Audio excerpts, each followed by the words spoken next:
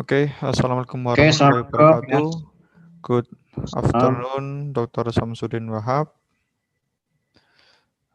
Good afternoon, student.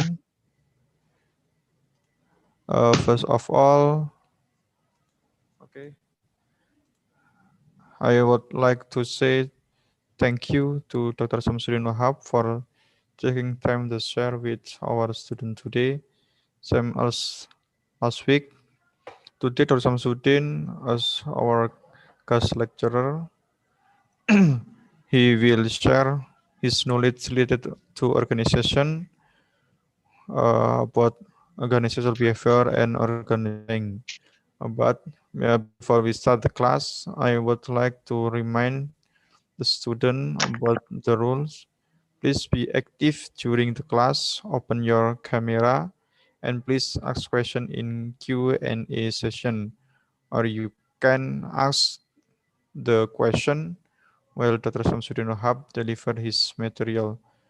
Best of luck, and to Dr. Samsudin, time is yours.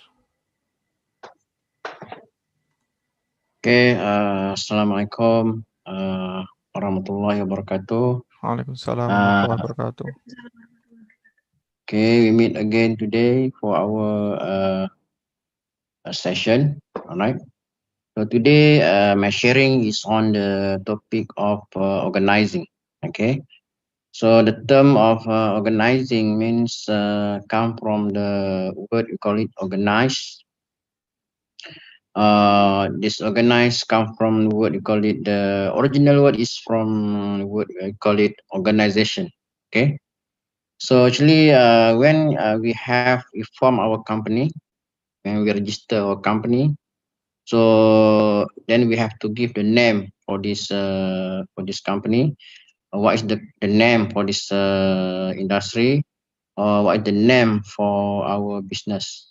Okay, so after we registered this company, and follow all the instruction, follow all the rules, follow all the regulation by the particular unit or department.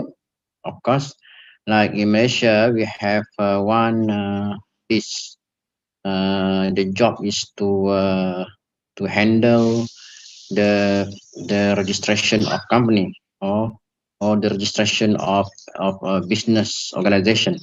Okay, so after we form this organization, maybe one company, maybe under any company of the name, like let's say ABC company, ABC enterprise, ABC private limitation, or this company is represented by the structure of people inside.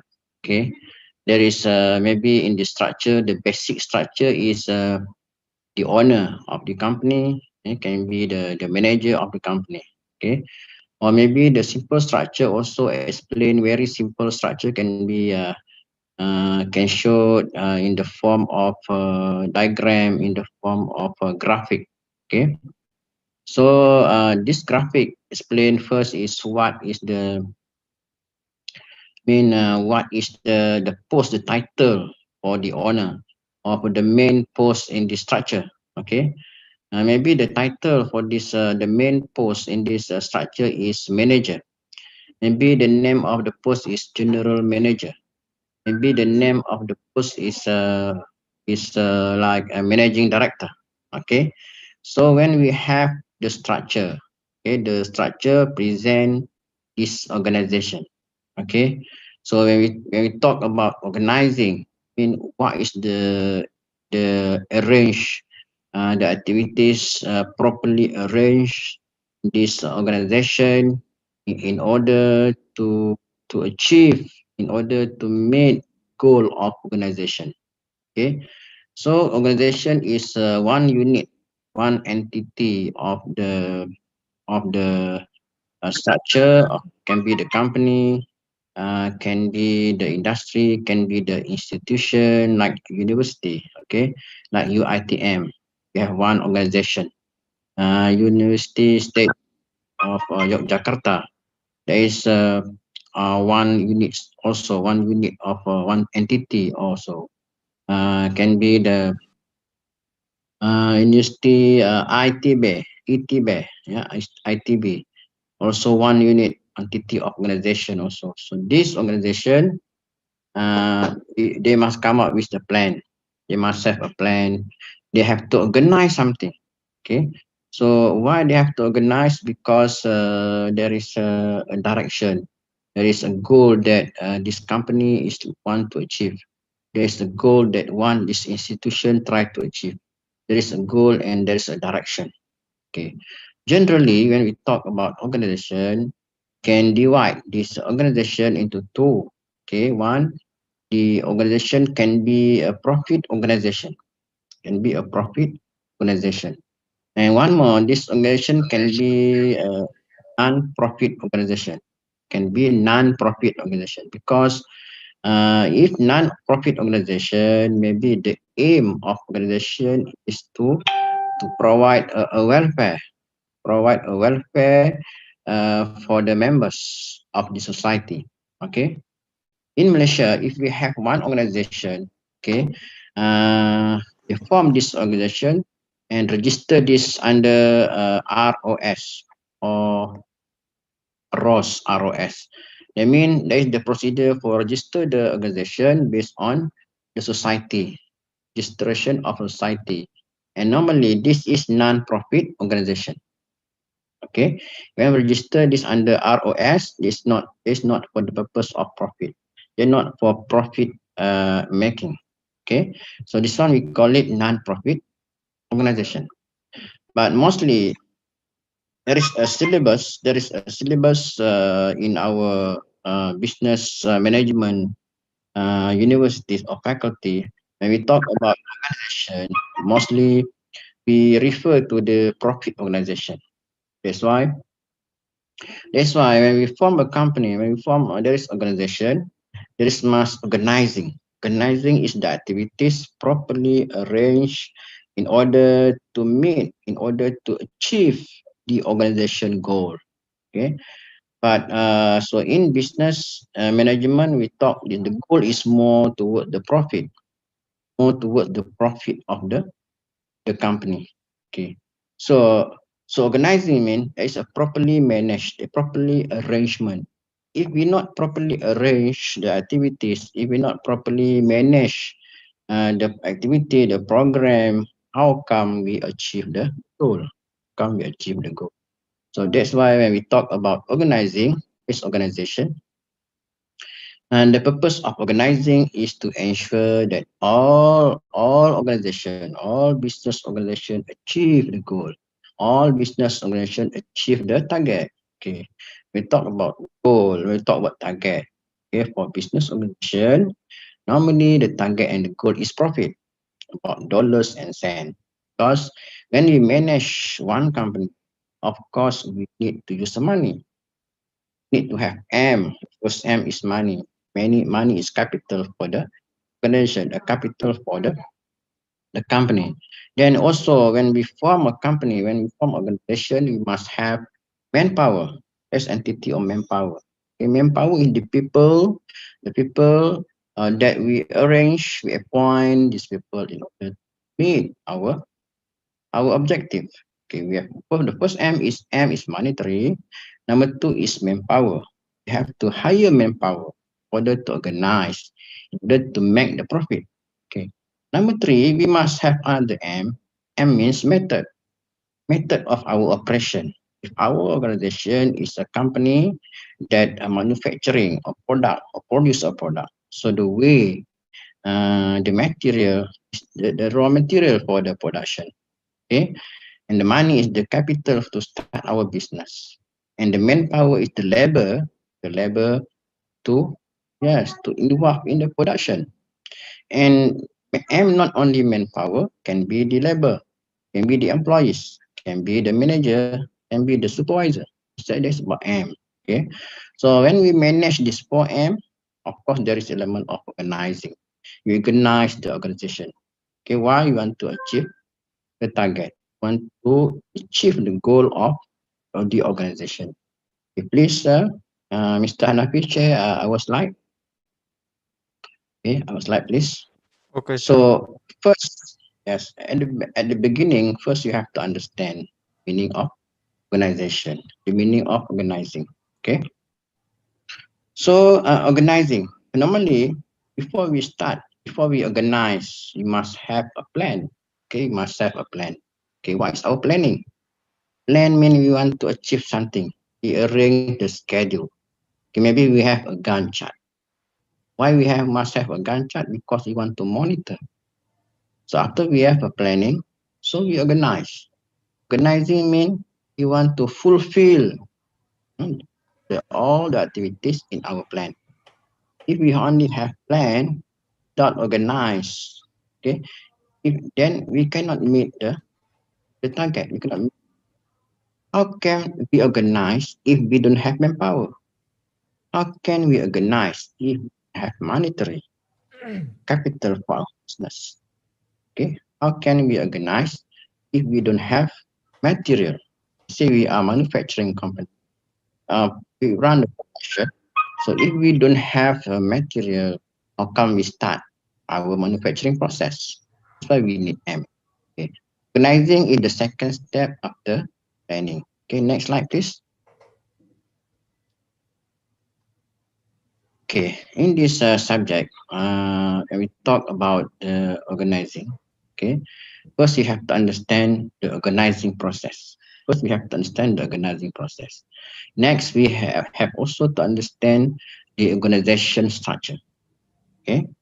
Then also we can understand also when we talk about the organization structure, we have to know the cover.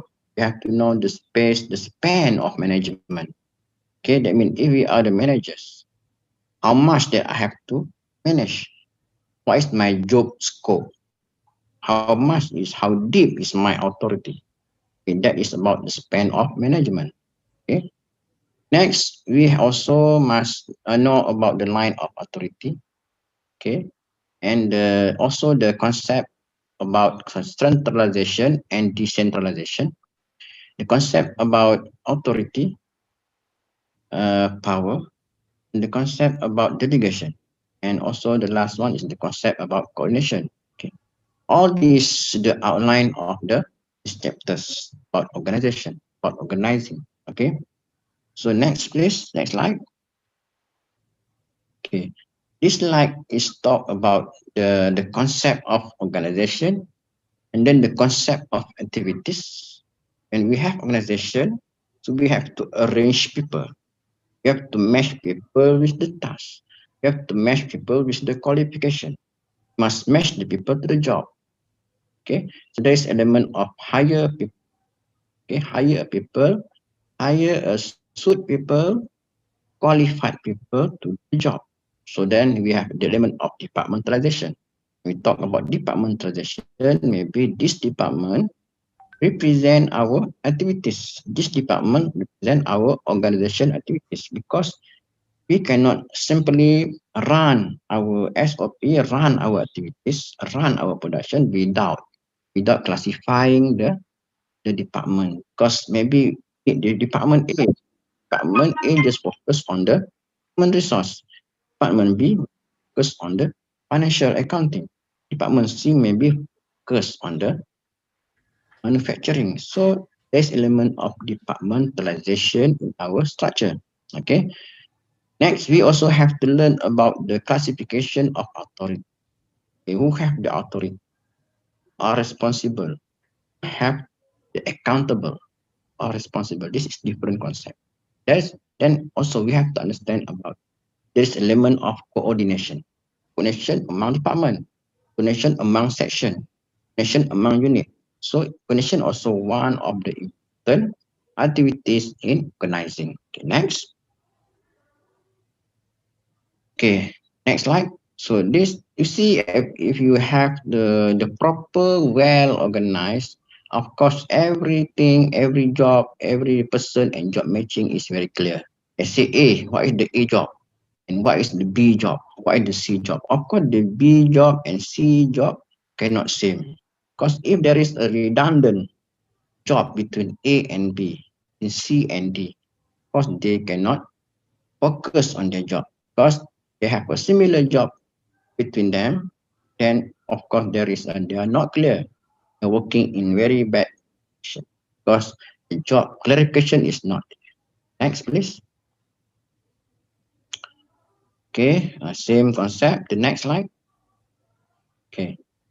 This next slide is about the meaning of organizing. Okay, again, organizing means the process by which the work is arranged and allocated among the members. Because in one organization, we have many members. We have workers, we have clerk, we have supervisor, we have executive officer, we have chief clerk, we have admin. Of course, organizing means how to arrange the job order match with our operation every day because we have a target. Our target is every day. We have one target, monthly target, weekly target. So we have to properly arrange and manage the manpowers. So this meaning of organizing. So other meaning of organizing means we try to understand what tasks to be done. Number two, who will do them. A task, who will do B task. And three, how those tasks will manage and how those tasks will coordinate, how those tasks can be coordinate each other. Of course, there is in our organization, there is a sometimes we need each department need other department. Sometimes we have a cross work in the department. Sometimes department A release a input for department B. Sometimes department B release put for department C. So there is intercorrelation, there is interconnection. So there is a need, a coordination. Okay, next. So in organizing, okay, there is a process, there is activities. Okay, so we call these activities as a process. The first one we have to detail about the work. What is the work in operation? What is the detailed work we need to do? Order to meet the target. What is the detail of work? What is type of work? How many people will do work A? How many people will do work B? So we have to detail the work. What is the content of the work? We have to describe. Okay. Next, we have to division. We have division of work. We can sometimes we can divide the work to the into a section. So this one is under section A. Work is what? This one is section B. Work is what?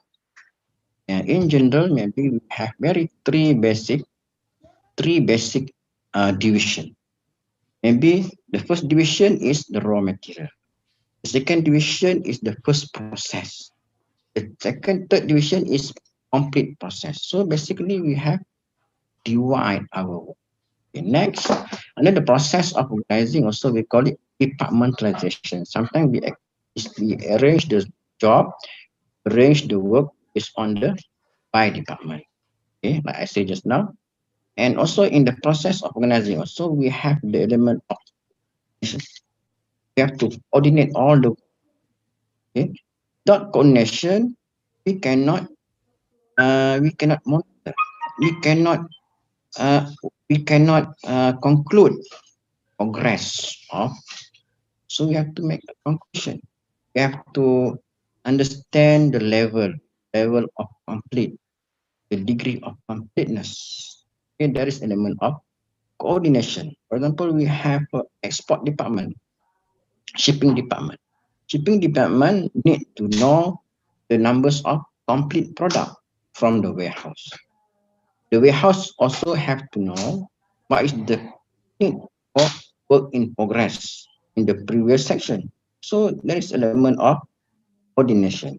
Hotel also, okay. If the customer come to the lobby, okay, and register to the lobby, register as a customer, want to book, then the room department have to contact customers free service department order to know size of room they are looking for, order to know numbers of people will go. Okay, so there is a coordination. And the last process in organizing, we call it monitoring. So monitoring means we try to monitor. Why we have to monitor? Because we want to know the progress. Let's say we plan day every day to produce 100 pieces. Monitor mean so every hours, let's say one day 100 pieces. One day 8 hours, 100 pieces. So we should know 1 hour how many pieces, 2 hours how many pieces. So that is the meaning of monitoring. Without monitoring, cannot measure, cannot see the progress of our organizing, see the performance of our organizing activities. Okay. So why we have to monitor? Okay. If there is a there is a there is a problem according to the plan, cannot meet the plan, cannot reach the target. Of course, we have to reorganize. We have to reorganize our manufacturing process. We have to organize our production process. We have to organize our project, our marketing, our promotion. So everything have to they do fail to achieve the target. Okay, next slide, please.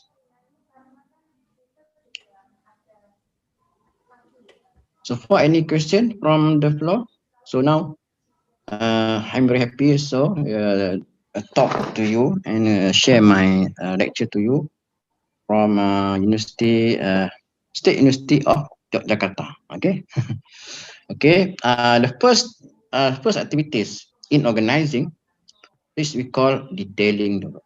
So you have to understand the work. What is the work? What is the content? What is the material? How long need for this work? How many employees we need to do this work? So all this about the detail of the work. Okay. Example, the restaurant owner. Restaurant owner have to plan how many workers must stay in the front. Yeah? Come deal with the customer at the front. Okay. How many employees need to be at the back? Cook as a chef.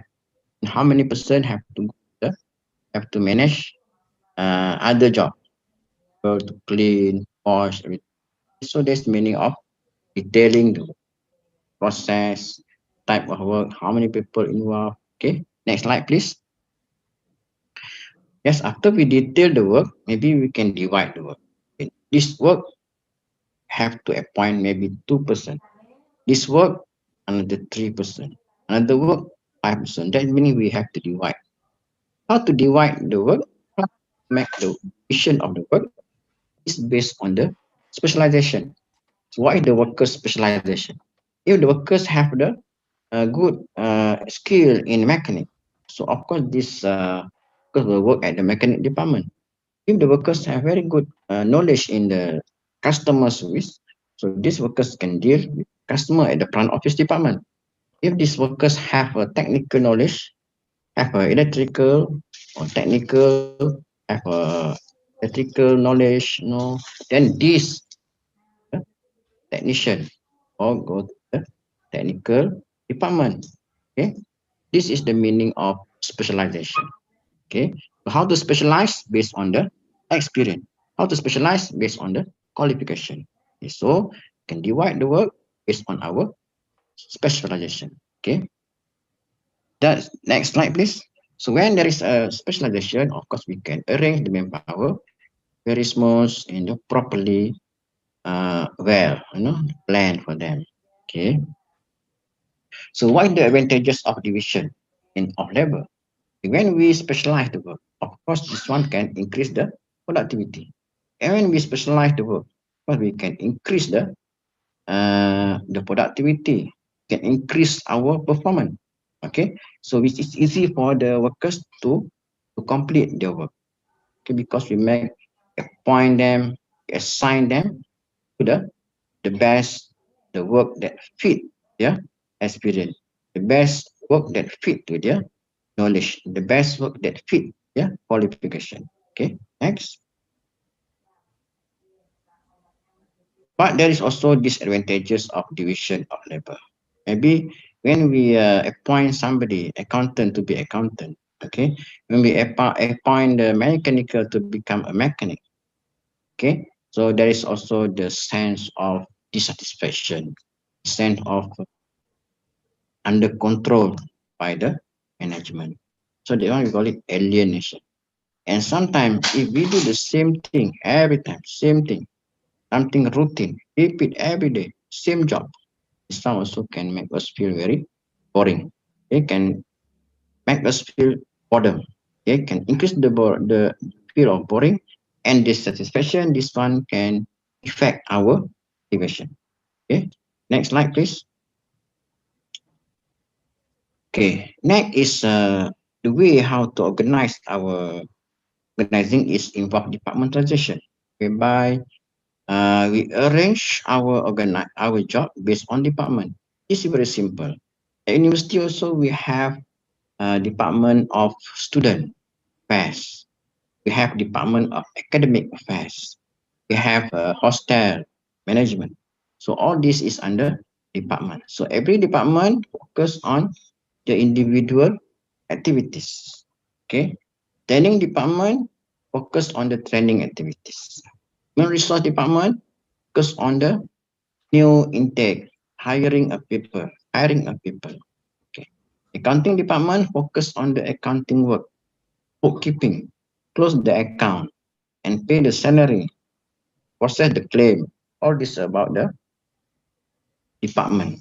Okay. So in general, we can have two type of department. One is a functional department. Two is divisional department. Okay. Functional, we arrange the department based on the function. Okay. And divisional, we arrange the department based on the division. This division can, as example, like we have a region, we have a division A, we have division B. That one is sometimes is more related to the geographical location. Okay. And also, if we say department by functional, also very easy to understand. Why? The function maybe, yes, all the accounting job go into one department. Call it Jabatan Kewangan. Call it accounting department. Oh, all the human resource training, okay, interview, okay, that one is under human resource. So because the function is under resource, okay. Also, we can have a division. Example, we have division A, division B. Okay, these are only two ways how to manage your departmentalization. Next. Okay. The next activities in organizing is coordination. There is must have the element of coordination. Mean there is a relationship between the department. There is a relationship. That means the head of department have to coordinate, okay, another department head. Let's say the director, okay, the financial manager have to coordinate to the financial manager. Must have a connection to the manufacturing manager, production manager, because they want to know the latest information about the status of the achievement of this organization. Status, is it okay? Status of operation, the status of achievement, the performance level of the organization of the company as a general. So that's why there is element of coordination. They say Department B have to receive the input from Department A. So head of Department A and B have to coordinate by the manager because they want to know what is the material required for B, what is the material required for C, what is the material required for D. There is a connection among the purchasing department and also the individual department because purchasing have to make order. Everything, every time, if no more stock, no more material, the purchasing department have to make decision. There is a reorder point. So that's why there is element of coordination in the organizing. Okay, next slide, please. Okay, along this lecture today, I also observed by my student, EMBA student. We have Paranisa here, and also we have Wani Rashid, and also I have my colleague, also Associate Professor Ahmad Zia. Okay, thank you for joining me. Actually, this afternoon is very sleepy in Malaysia. Okay, I hope nobody sleep when listening to my lectures. Okay, so this diagram shows about the degree of interdependence between the department. Sometimes it is very high degree. If department A to relate or hope or accept or receive the material for department A, of course there is a higher relationship between these two departments. Of course, this is the level of interdependence is very high. Okay, so in terms of interdependence level with these three, there are three categories of interdependence. One we call it full interdependence. Two we call it reciprocal interdependence, and three is sequential interdependence. So the meaning in detail, please go to the next slide. Okay, next slide, please. Okay, the first interdependence is called full interdependence. Okay, full interdependence means there is a little interaction within department. Okay, the output of the units in is pulled at the organization level. So all the output go to one level, and there is no relationship, there is no connection, there is a lack of interaction within the department. So little interaction. If there is a little interaction, little communication in A and B, so in this situation we call it full independence. Okay, and the subunit does not depend on one another. Subunit does not depend on one another. Okay, when during the routine activities. So in the routine activities, everybody focus on their own activities. Department A focus on Department A activities. Department B focus on Department B activities. There are no relationship among the department. Okay, so there is a little interaction. So this one we call it full interdependence. Okay, next. Okay, next is we call it sequential interdependence. Sequential interdependence happen when the output of one unit become the input for another unit. The output for one unit is the become the output. The output one unit. They said unit A, section A, complete the product. Complete the product. So this product go to unit B, and unit B, this is the input for unit B. So that means there is a high relationship between A and B. Okay, so if A did not release any product to B, of course we have to close B. Section B will close. If no, there are no output come from section A.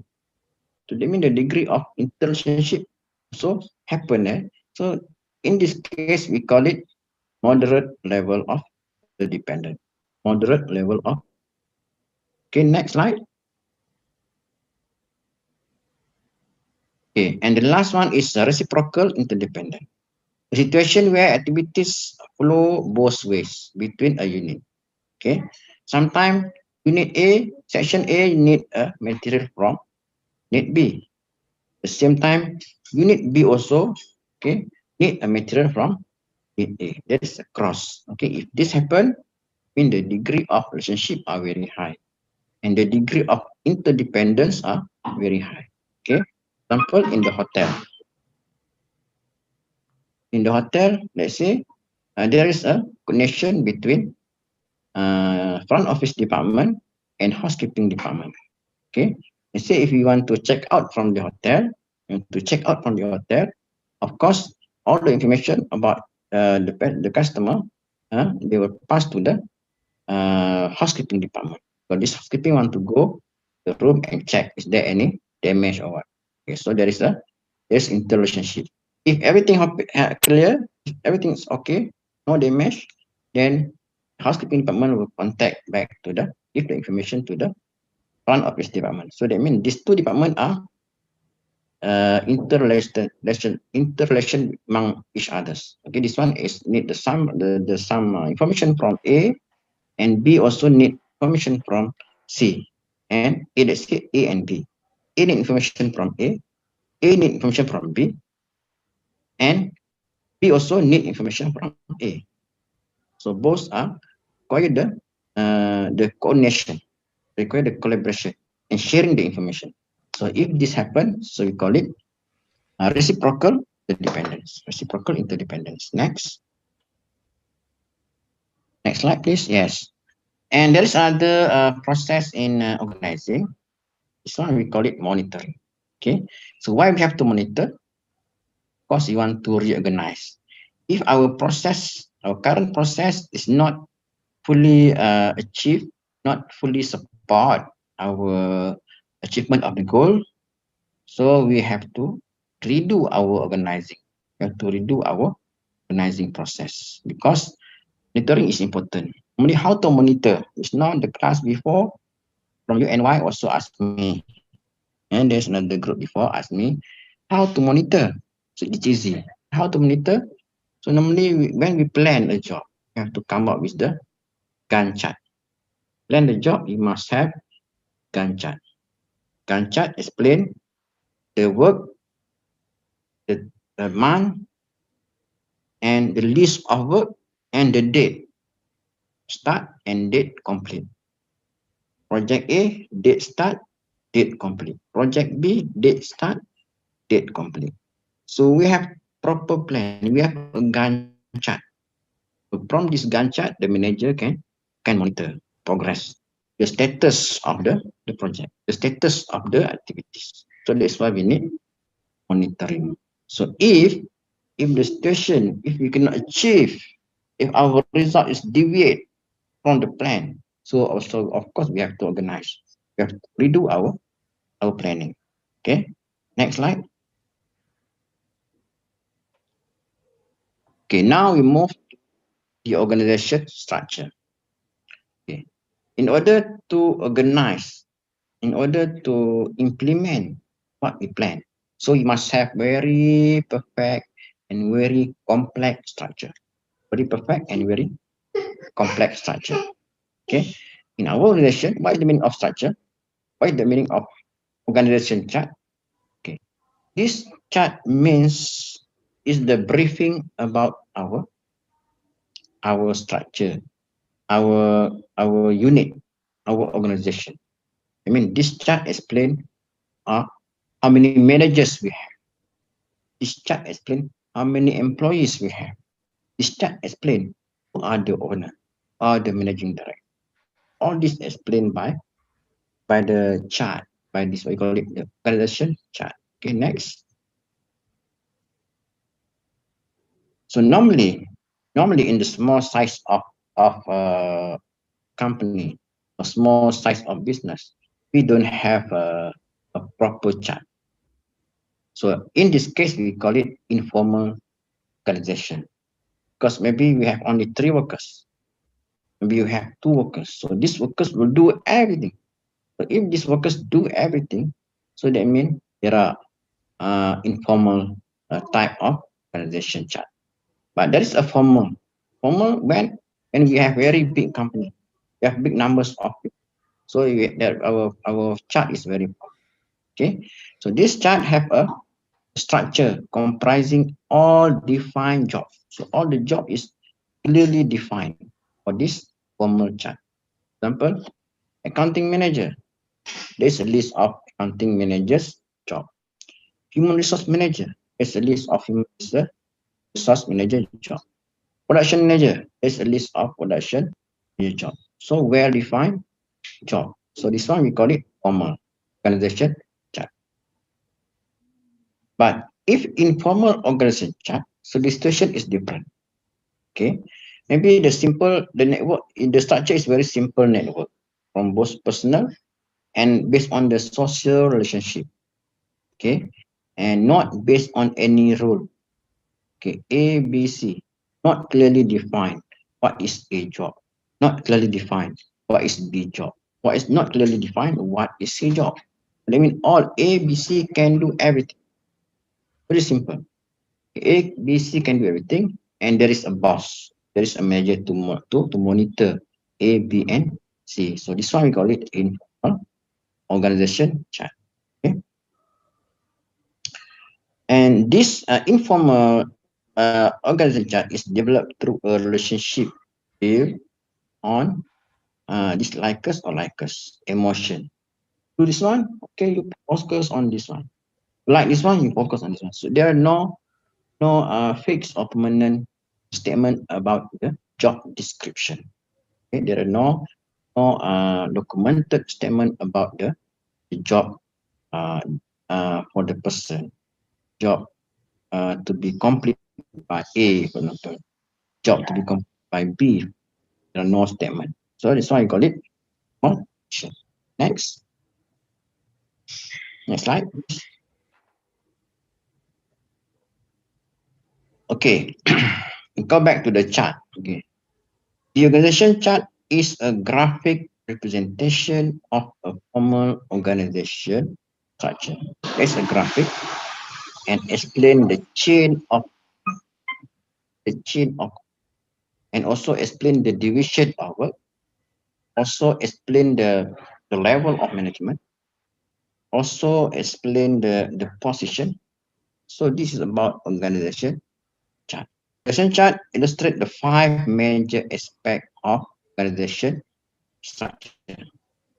This chart explains five major aspects of the structure. Can be division, can be departmentalization, can be a level of management, can be chain of command, rantaian-rantaian kuasa, can be based on the, can also explain the position and type of.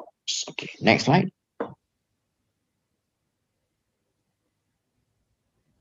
Okay, another way that we can structure and plan and organize the job is by having a structure that we call the structure by function. Okay, the structure by function. There is a grouping of activities by function. Activities can be grouped according to the function.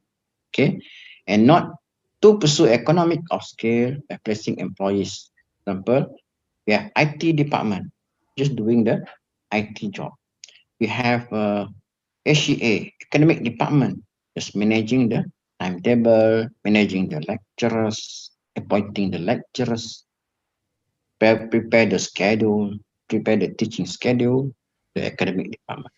And also we have also department, we call it student affairs department. The student affairs department may be planned about the sport of student, about the student club, managing the student activities. Okay, so that is the based on the function. Example of the structure by function. Okay, next.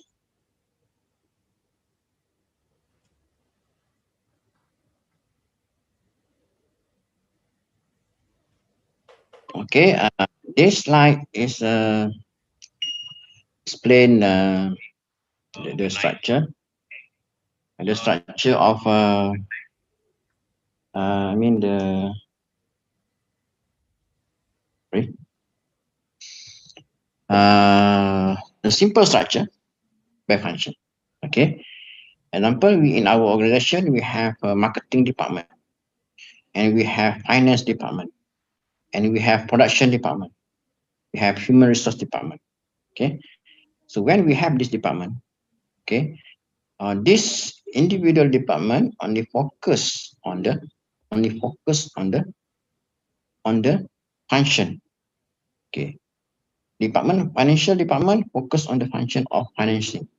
They focus on the financing of the company, how to get the money for run the organization. Marketing department only focus on the marketing, how they are going to market the product. What are the marketing strategies? What are the promotion tools that they are going to consider? How to market the product? Can we customize the market? So all the decision is under marketing, president of marketing, under department of.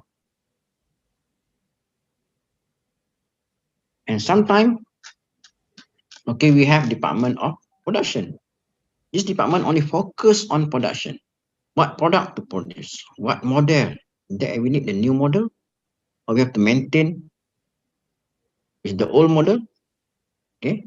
So all decision about the production is under production president, under production manager. Okay. Sometimes we have also department, we call it human resource department. This human resource department only doing the HR job. They want to hire new workers. They want to terminate a workers, also under human resource. They want to train a workers, also under human resource. They want to interview, conduct an interview. Okay, so that one is under human resource department. Okay, so human resource department is very important for deal about the managing human resource. Okay, so this example of structured by function. Next. Okay, there is also advantages and disadvantages of the structure by function. For example, what is the advantages? Okay, because when we have the arrangement or work arrangement by the function, so they are more expert. It is more logical, more easy to understand. When you have the accounting degree, go to the financial department. If you have a marketing degree, the marketing department. If you have human resource degree, you go to the resource department. If you are engineers, you have engineering degree, you go to the manufacturing. Okay. And disadvantages, another advantage is more suit and more stable environment. Okay, when we have structured by function. Okay, and then it is easier to mobilize the specialized skill. Okay, let's say this department we have technical skill, so we can pass this. We can send all the technical skill to other department also because they have a similar specification. They have a similar specification. Okay, and then there is also advantages, so disadvantages, kelemahan atau keburukan structure by function. Maybe does not foster a development of a general managers, because on the manager come from financial management, come from accounting department, just focus on the accounting job, just focus on the financial job. So that means they are not learning this new thing.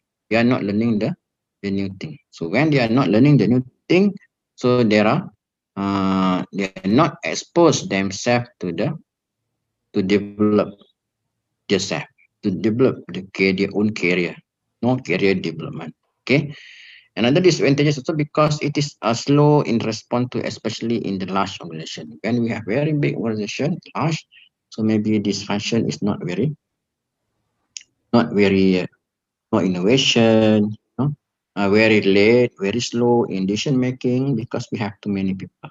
Okay, we are very big company, and then responsibility to problem is difficult to pinpoint. We cannot tag any problem because it's like a normal process. Because they are dealing with the problem, they are sharing this problem to other department. They are too specialized. So this is also the disadvantages of this structure. Okay, next.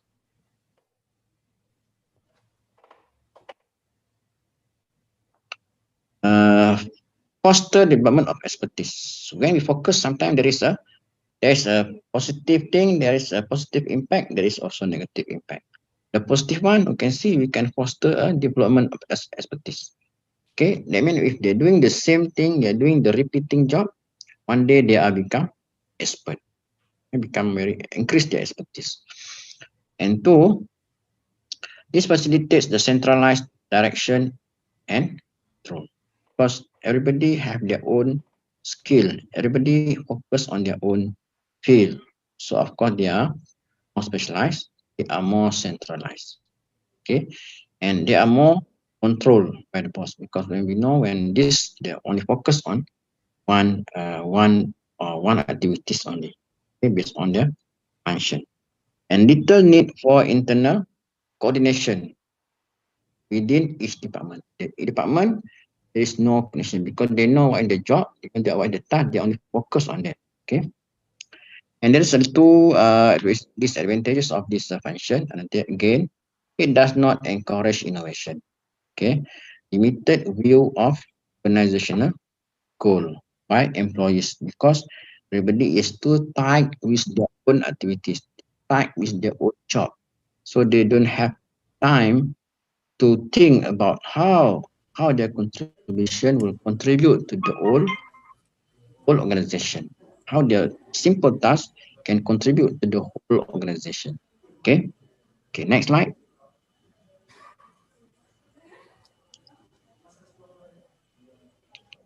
Sometimes we can also arrange the structure or the organization structure by the product.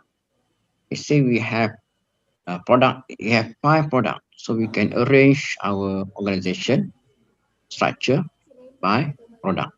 Okay, so that means maybe this one is product A department, product B, product C, product D. So any question? Please, yes,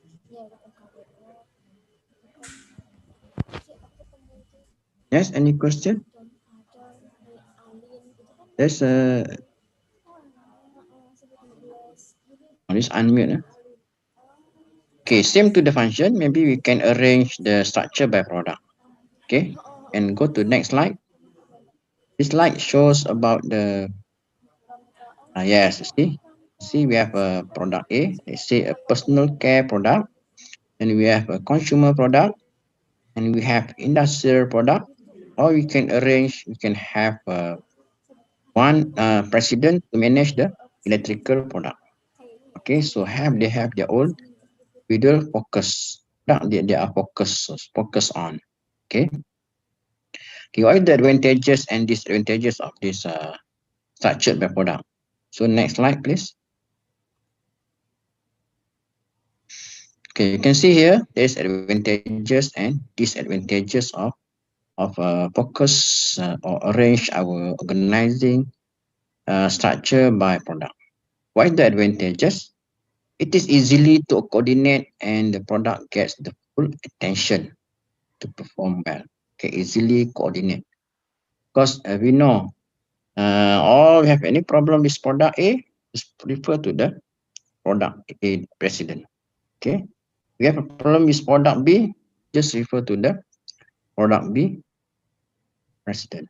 So easy for us to give attention. Okay.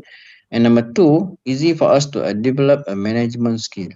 Because the product A, maybe they need a special skill, need special activities.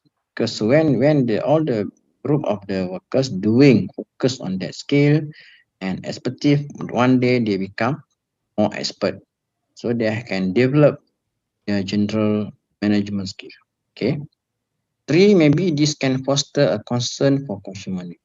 They are focused on that product. They're very expert, so they can focus and they can deal with the customer.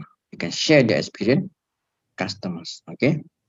Next, it is the burden of top management since the department head now assume more authority. Okay, more authority and responsibility. Okay, when we focus on that, so we know the hierarchical order of our unit. The hierarchical order for marketing. Maybe we have marketing runners, we have marketing operators, we have marketing representative, we have marketing managers, and we have marketing president. So this is of use of us to ease us the burden of top management since department head, because we have very complex structure for each president. Okay. And next, that is the disadvantages can duplicate the resources. Sometimes it's an element of duplication the resource. Okay. The interest of the department may be placed ahead of the need.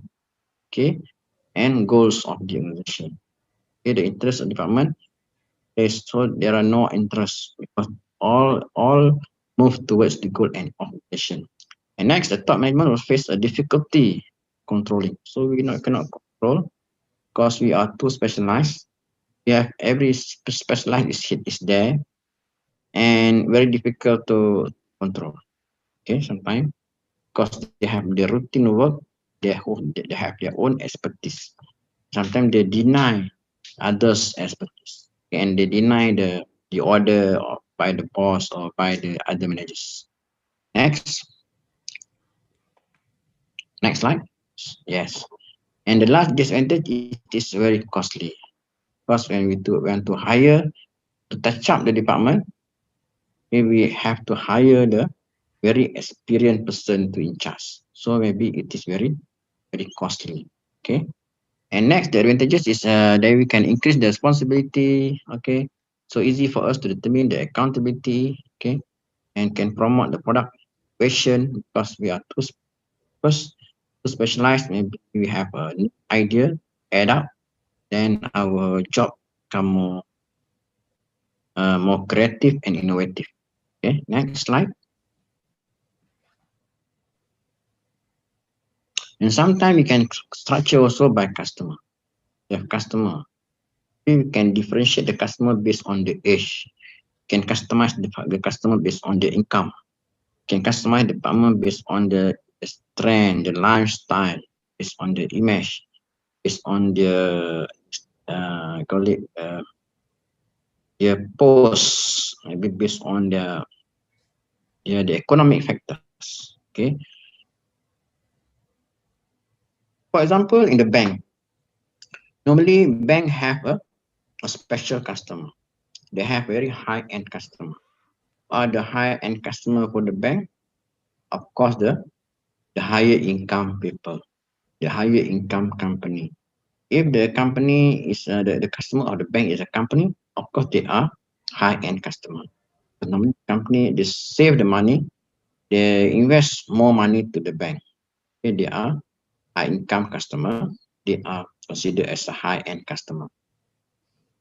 And sometimes we can also differentiate the customer based on the income. They are we call that low end customer. It's normal customer, household customer. They are keep less money in the bank, so they become a low end customer. Normally, manufacturing firm with a highly diversified line of product tend to be organized by customer, satisfy to a particular class of customer. So we can classify the customer based on the demand, okay, based on the economic, the social lifestyles. Okay. Okay. Next, this is the example. Example of the structure by customer. Okay. We have president for foreign and trade financing. We have a president for home financing. We have a president for agriculture, rural financing. We have a vice president for small business financing. So we have individual means of a department based on the customer, based on the customer. Okay. Yes. Any question? Yeah.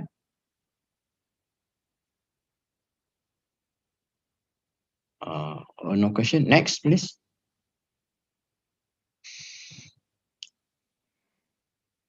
Okay. What is the advantages and disadvantages of organization structure by customer? The customer are happy because they are attended with a special. For example, if the high end customer, they are very happy because way we talk to them, the way we deal with them is give them more priority. Okay, we give them a priority card, for example, so they feel very happy. Okay, and also this will develop expertise in the customer handling. So when we deal with the high end customer, know the strategy, what strategy to use when we deal with this high end customer. Okay, what strategy to be used when dealing with low end customer. So of course, this one will develop our expertise, develop our expertise. That is the advantages. But there is also disadvantages of this organizing structured by customer. Okay, it may be difficult to coordinate operation between competing and customer demand. Okay, and the customer group may not always be clearly defined. Sometimes mix this definition. Okay, we mix all the categories of customer. So this at the end will not cause our service is very bad because we cannot identify, we cannot really group the customer based on the differentiation that they have. Okay, and it is also costly to get the right staff, such abilities. So if you want to deal with high-end customer, must have very intelligent staff. So it's sometimes very difficult to get the staff, the high staff, high level staff that can deal with the high level customers. Okay, next.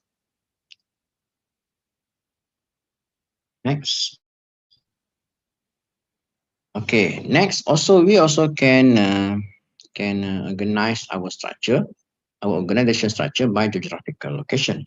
Okay, maybe we have a section for like uh, one section for Bengkulu. Okay, one unit, one branch for Lampung, and one branch for Surabaya, one branch for Yogyakarta. Okay, so we have different geographical location, and also this is also the way that we can arrange our organization structure. Okay, so bring together in one department all activities performed in the region where the unit conduct its business. Okay, use when there is a need of or differentiate product or service in various locations, such as a different region or country. Sometimes it is because of the different culture. Okay, maybe we have to set this product like Porton Saga, Malaysian car, and we export this car and we produce this car. We have two sections. One is the Europe model, and one is a local model or Asian model. Okay, so when the way we design the engine, of course, can match with the Asian Asian need and demand, Asian geographical area. Okay, so we have a set of product for Europe. So of course, the way we design the engine and the body, of course, based on the Europe specification. So we have this example of structured by geographical. Okay, next. Okay, this is an example of how we are going to manage the structure by geographical location. Vice President of Northern America, Vice President of Europe, Vice President of Africa because of the location. Okay, Vice President of Asia and Far East. Okay, next. Yeah, there is also advantage and disadvantages of structured by geography. Okay, the advantages is first is emphasize on the interest of the local market, of the local community. It offers better service at a lower cost because we have immediate sales agent in that particular zone, that particular geography. Responsibility to problem and easy to pinpoint. If any problem, it's easy for us to deal and to solve. Local managers know their environment and face communication possible would be able to make better decision. Yeah. Sorry. And also, there is also disadvantages of this structured biography. We have top management, difficulty in controlling. Because top management maybe stay at Malaysia, want to control the operation in Uganda, in European, in Mindanao, in what Kalimantan. So very difficult because the distance is very far. Okay, very difficult to manage and to monitor. Okay, and require more staff with a general manager ability. You see, you want to send the manager to London, UK, so you must send the staff with a very high academic, maybe from the overseas graduate. Okay, so it's very require more staff that more experience and more ability. Okay, and conflict may arise between a regional division activities and the overall organization goal. We have the different region objective and we have main objective and goal. So maybe sometimes it is very difficult to monitor and maybe there is a difference in terms of achievement, in terms of target. So that's another disadvantages. Okay, next. Next, also we can structure by metric. Let's say we have a metric. So metric mean very simple. That means one officer can report to more than one managers. So we call it metric structure. Okay.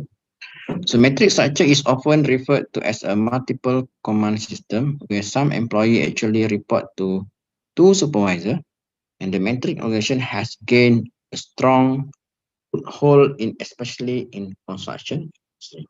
Okay. Normally in construction and building development, we have this structure metric. Okay, look at the diagram. Next slide, please. Okay, this is the diagram for metric structure. Okay, whereby one manager, one officer report to two managers. Let's say officer one report to manufacturing manager, also report to project A manager, and also he also linked to the engineering manager and linking to the sales manager. So there is an example of metric structure. Mostly for the engineering company lah, civil. Okay, next.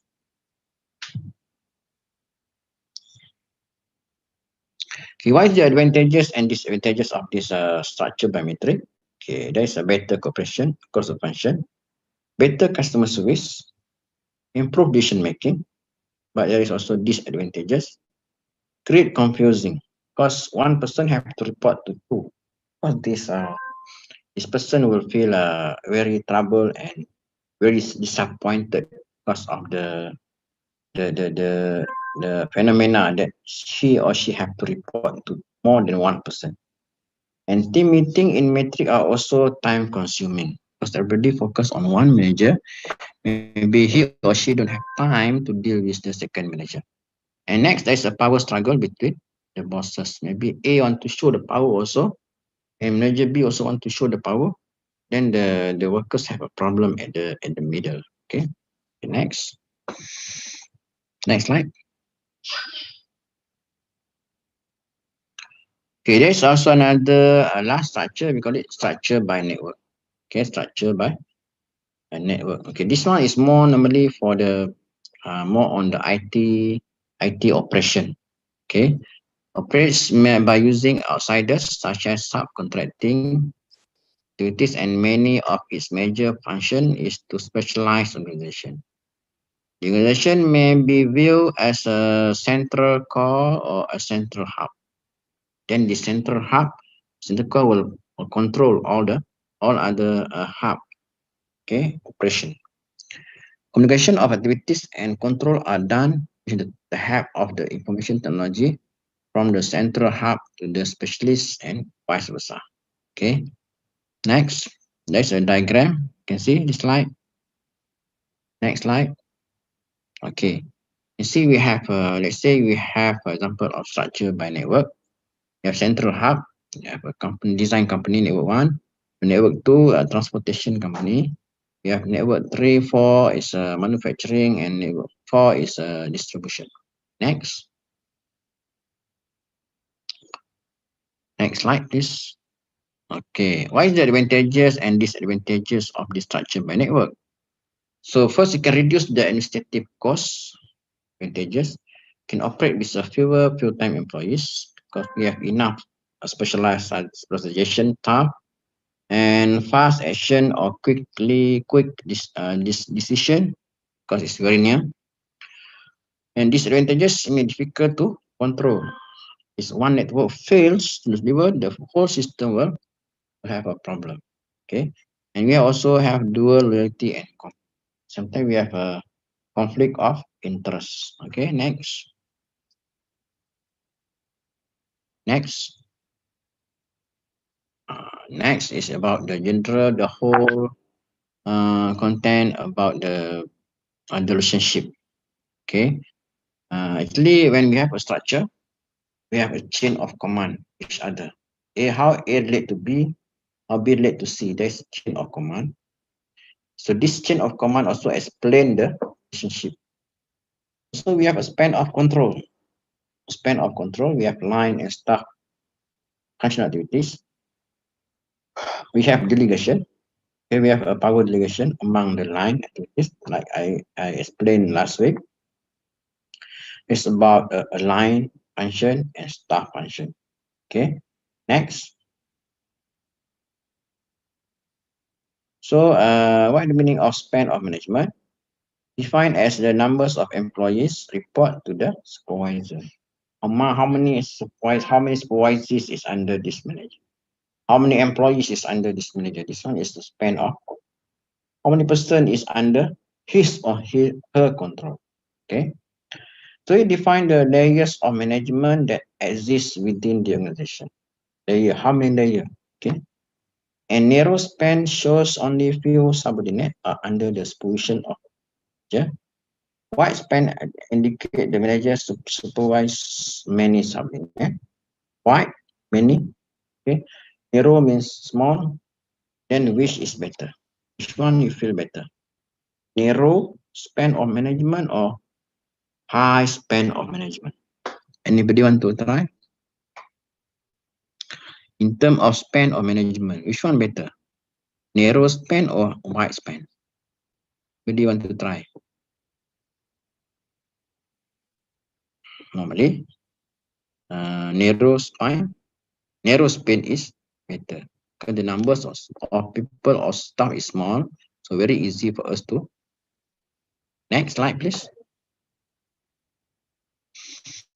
Okay, next slide. Yes, we have a span of management, narrow span and wide span.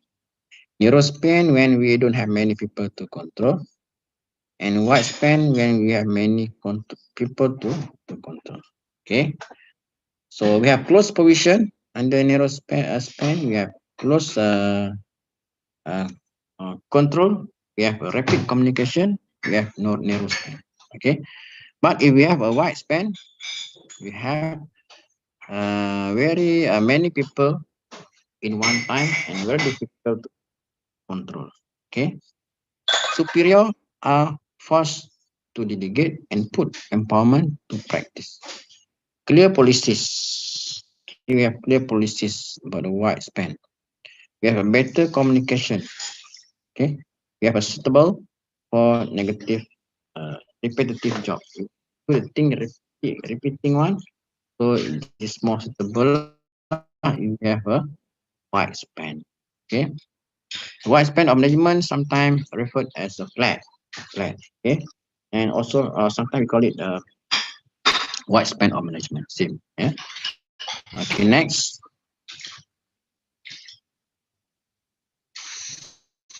Okay. Still about span of control. Okay.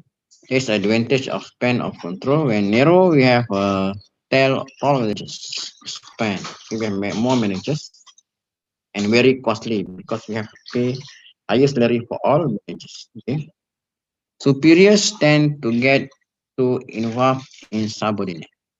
Okay, and it will cause excessive distance between the lowest and top level because we have many people in one line, many people has 1, 3, 5.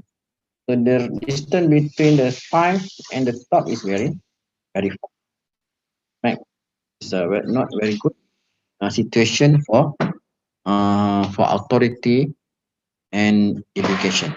Okay, and next is wide span. What is the disadvantages of wide span?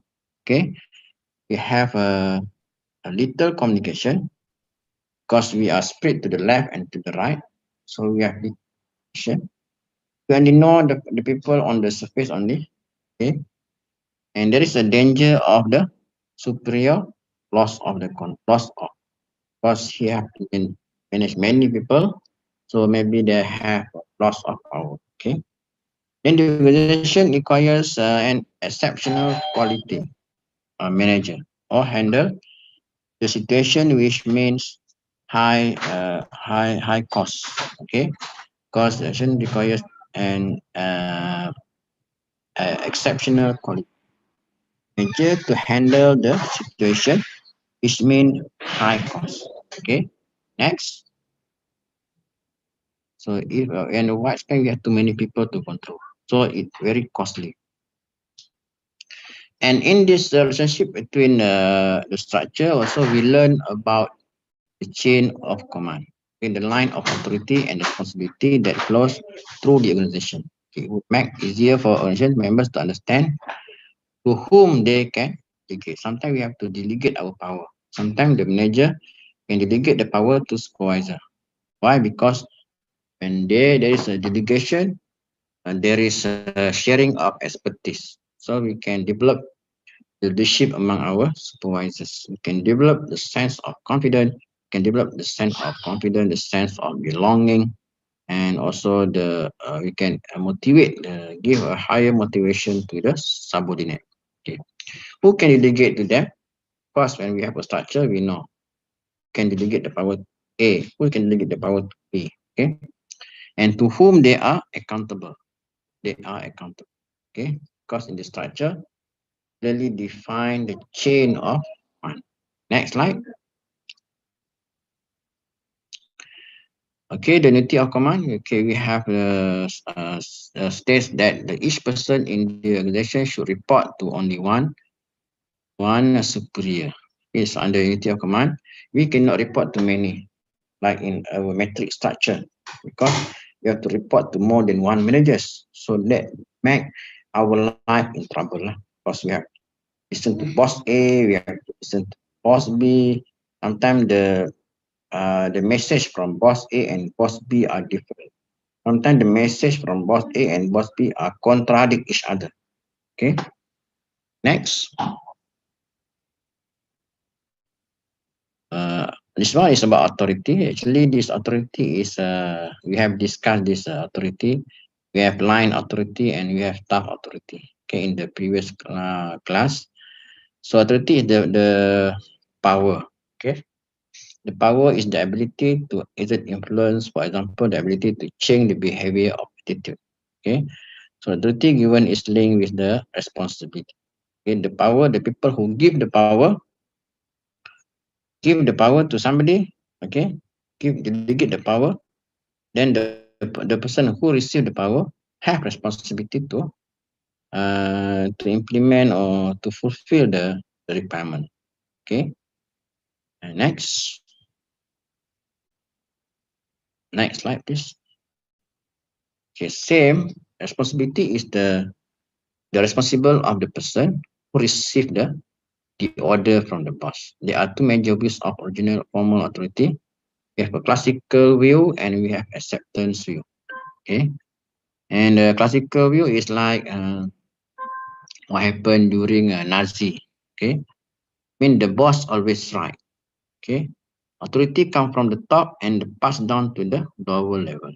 Okay, acceptance view, the management has the right to give orders and the duty of the subordinate to think and to take alternative action, either to accept or to reject. Because there is we have more consideration. The acceptance view. Okay, whether accept or reject. But under classical view, we have to accept all the time. Okay, next.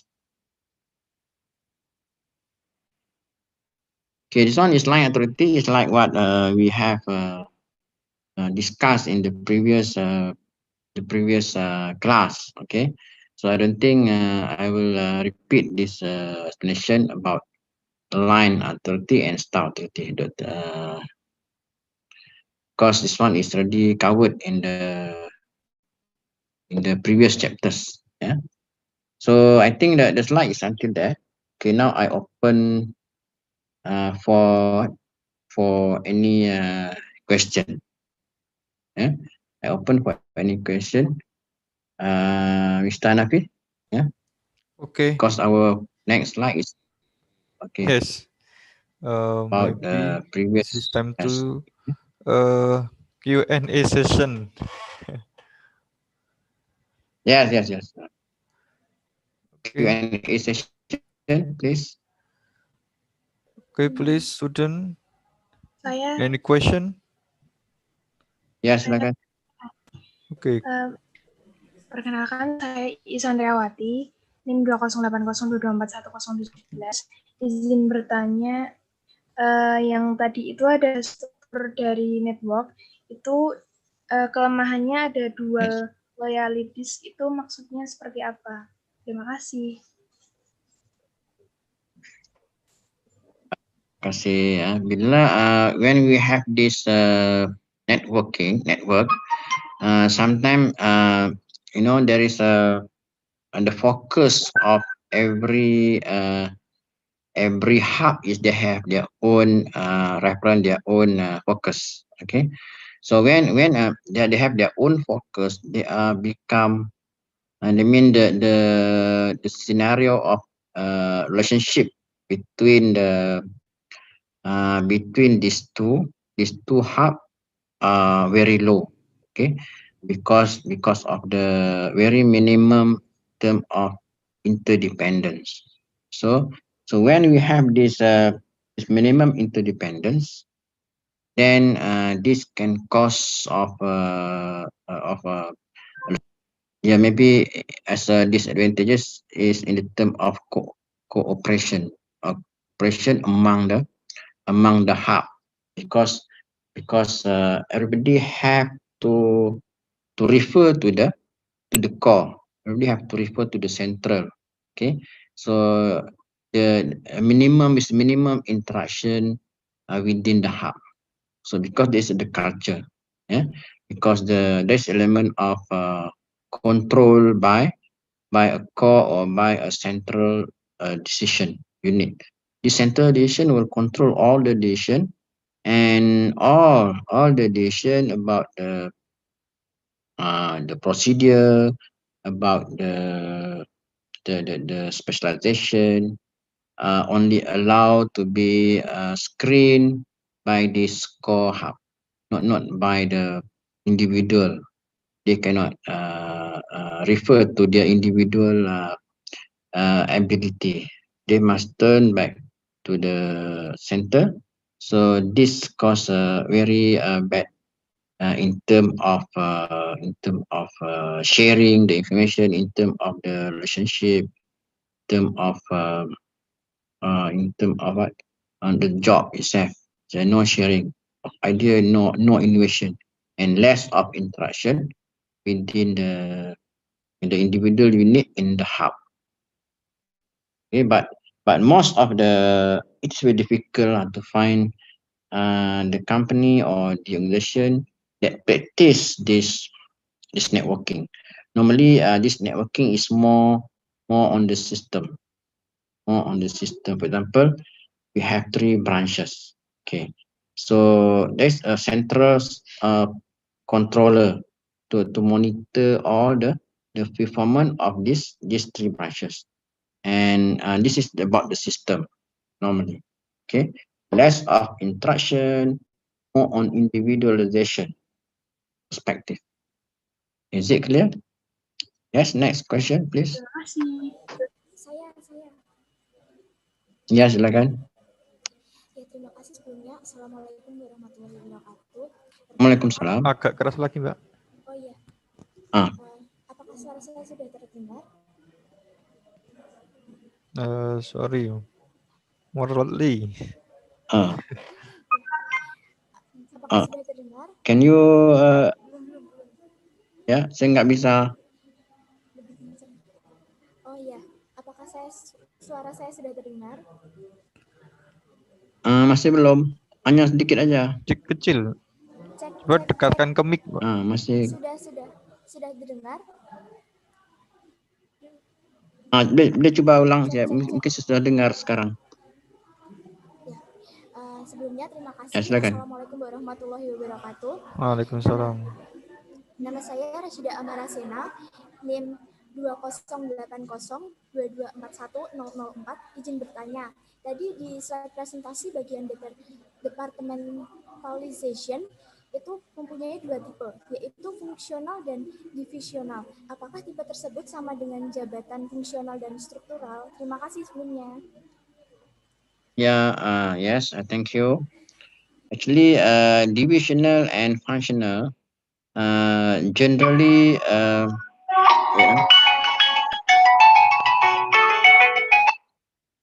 Ranesh, ya ada kelas lah. Actually, when we talk about the divisional and functional in departmentalization, okay, the meaning of functional and divisional is actually same, but the way how we want to when we want to consider divisional and one you want to consider as a functional. Actually, mostly the structure of the original design of the company will allow us to choose either division or function. Mostly, but generally, departmentalization is explained by function. Most of the department in the practical in our practice is most of our functional our department are based on the function, not based on the division. Okay, when because if we talk about decision, there is more on there is a more demographical impact of the activities. Okay, and maybe by region. Okay, or maybe because the company is too big, so you must have the department by division.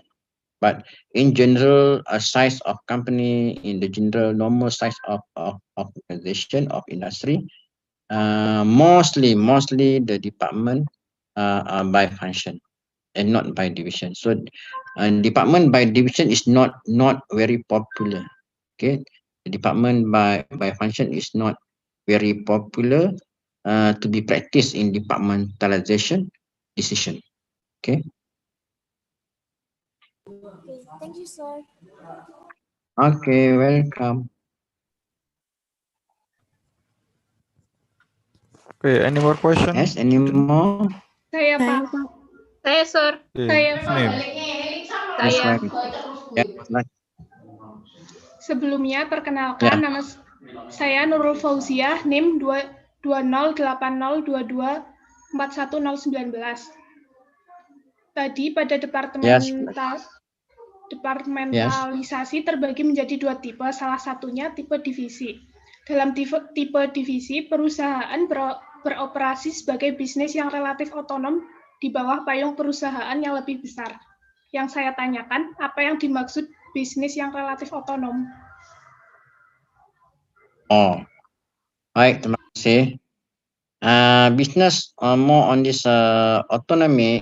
If the company size is very wide, very big, so sometimes there is a situation whereby the division must met by head division. All division must met by head division. That's why I say when we talk about the division, I mean maybe in term of maybe it is because of the demographical factor, maybe because of the geographical factor. Okay, for example, we have division in Europe market, for example in marketing. Okay, we have department in marketing, we have department in human resource, we have department in manufacturing. But at the same time, we have this department, but all this department operate or running the operation at Europe market. Okay, so in this situation, we have to apply division and also department by function in one time because of the geographical difference or because of the cultural cost of the location is very far. Okay, so in this time, in this situation, all the division can be made by the head of division. For example, we have a division, head of division in Europe market. So in Europe market division, we have also marketing department, we have also financial department, so we have human resource department, all by function. But they are running the operation where in Europe, where in Europe. So in this situation, we call that we use both division and function at one time.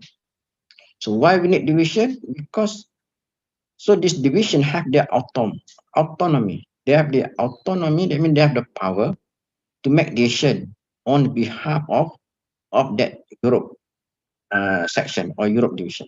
Okay, so they apply They have their autonomy. Okay. But in the case of, we have only one company in Indonesia, for example. We have one company only in Indonesia, and we have one company only in Malaysia. So it is not necessary we have division, because we have only Malaysia, only cover 12 state in this Malaysia country. So only Malaysia state, so no need to have a division. So we only can implement only department by function.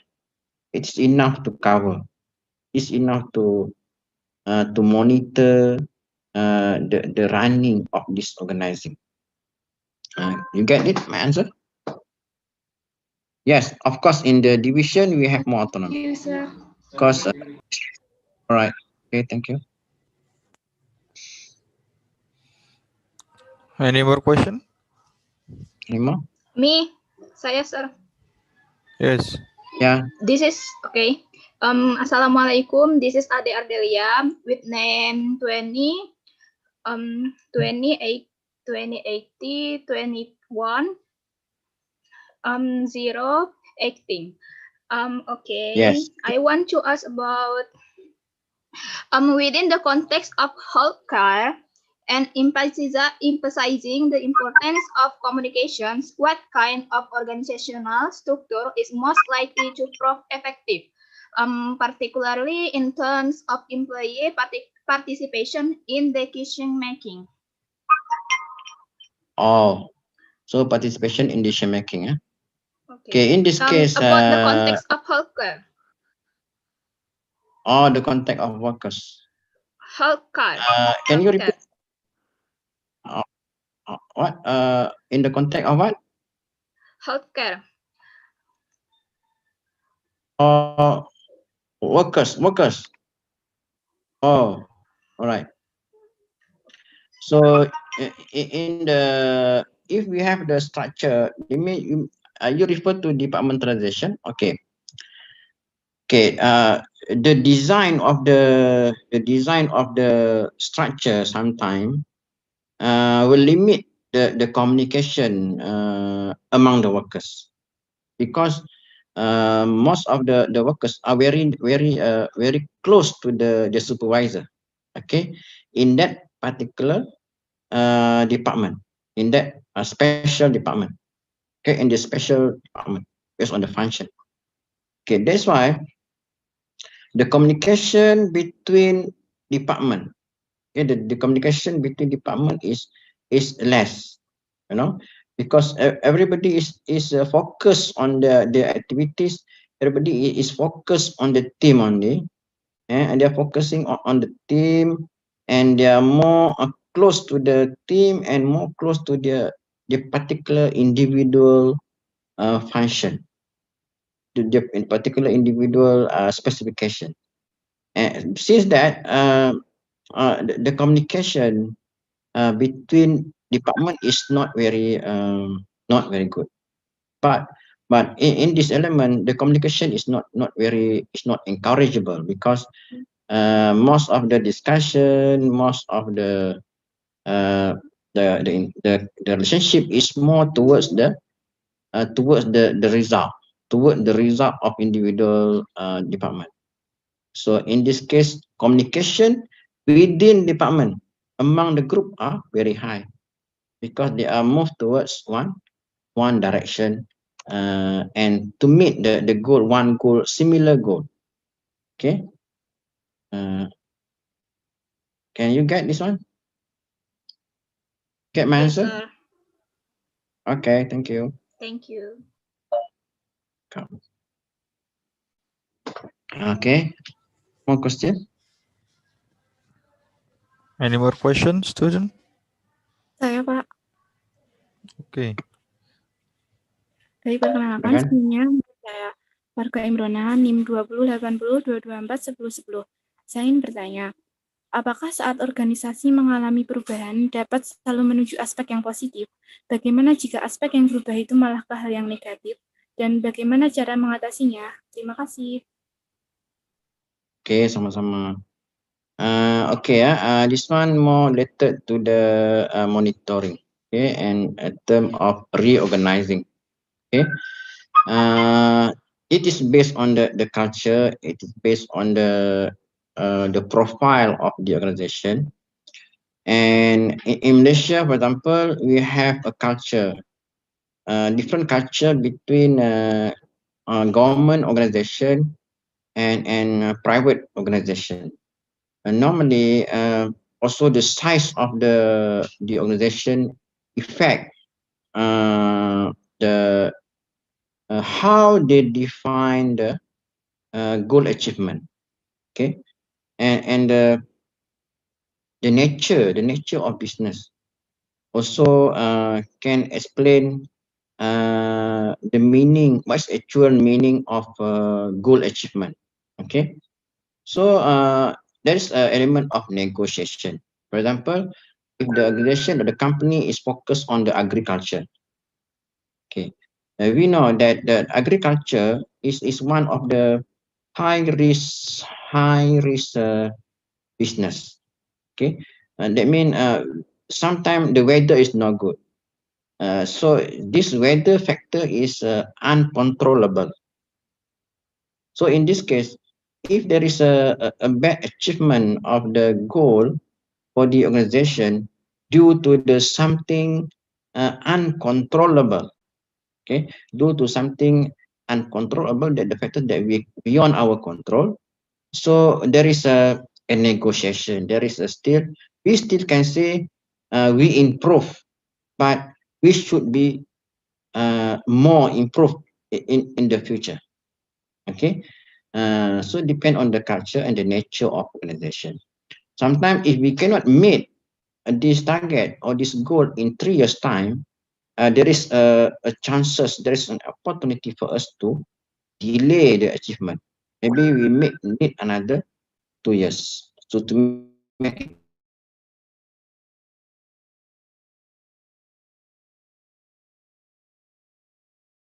5 years cost of business cycle for the organization to achieve the goal. Okay, so there is a flexible meaning of goal achievement. So it's depend on the smart, okay, the intelligence of the manager to decide. Okay, sometimes there is a negative, sometimes there is a positive, but it is not, it is the time, there is a flexibility in defining the achievement of the goal. Is it okay? Yes, thank Yes. you. Okay, welcome.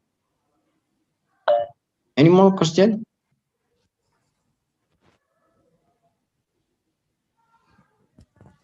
Okay, any more? Yes.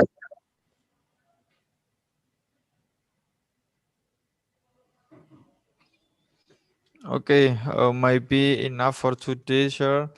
Alright. Maybe if student want to ask, Yes.